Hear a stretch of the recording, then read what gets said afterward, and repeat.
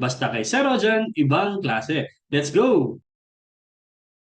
Okay, welcome muli sa ating klase. Sa video na to, pag-uusapan natin ang Article 1783.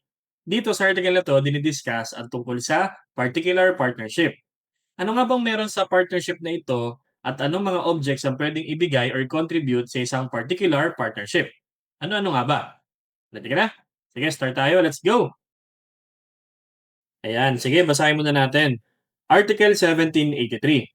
A particular partnership has for its object determinate things, their use or fruits, or specific undertaking, or the exercise of a profession or vocation. So, itong article na to, dinidiscuss niya tungkol sa particular partnership.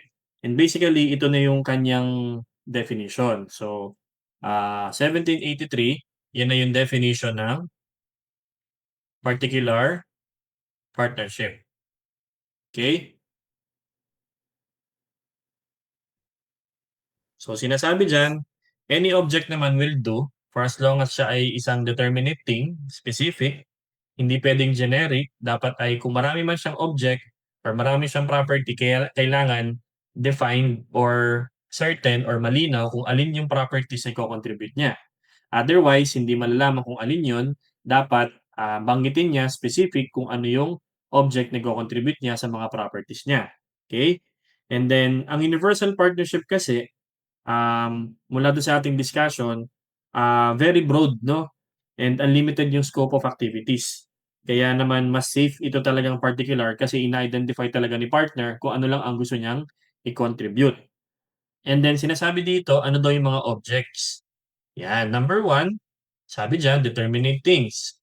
So, determinate, yan, determinate things. Example, halimbawa sa isang partnership na mag-aano sila, magtatayo sila ng mga condos. So, para silang mga construction company, partnership. So, si partner magko-contribute ng lote, okay? Tapos si partner B magko-contribute naman ng mga sasakyan. Pero kailangan dapat ay specific.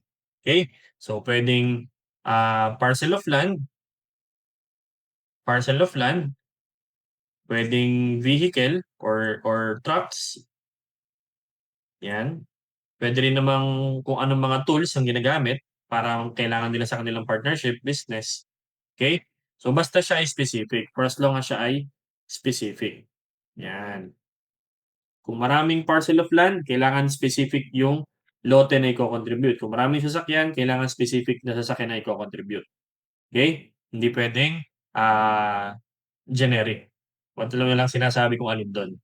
Pangalawa, nabanggit din diyan, puwedeng hindi mo i-contribute yung mismong property pero yung use lang or fruits.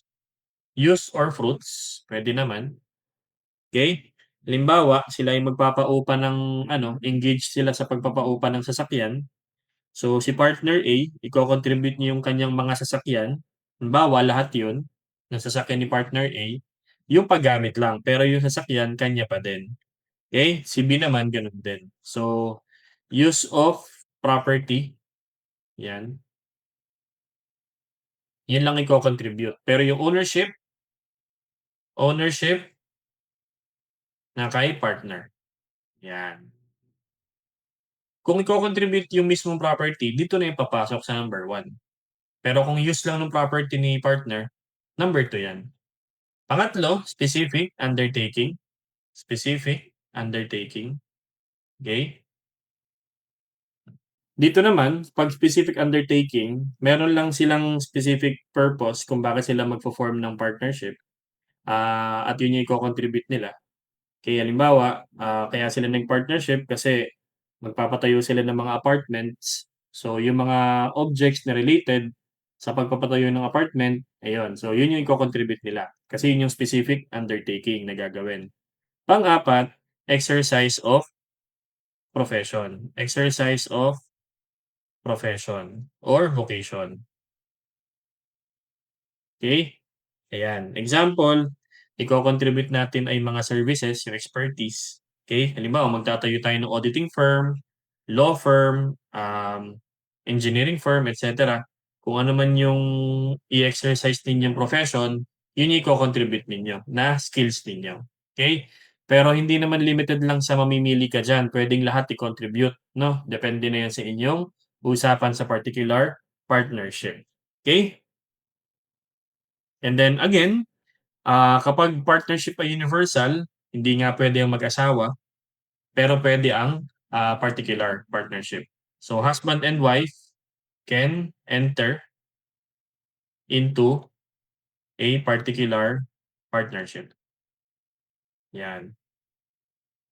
Pero sa universal bawal, okey? Sa particular puwede. So yun, dito nagtatapos yung 1783, maiksi lang naman siya 'no. Dinefine lang natin kung ano ibig sabihin ng particular partnership at kung ano yung mga objects na puwedeng i-contribute sa isang particular partnership. So ano-ano nga ba yun? Yang apat na yan. Hindi naman limited lang diyan, puwedeng lahat yan ay contribute depende na yan sa usapan. So yun, I hope meron akong nadagdag sa inyong bagong learning na magagamit ninyo sa inyong mga klase. Kung medyo nabilisan ka, ulitin mo yung lecture natin, I'm sure makukuha mo rin yan. And lagi kong sinasabi sa inyo, mag-aral kayo mabuti, mag-ingat palagi at laging tatandaan, ibang klase ka. Bye-bye!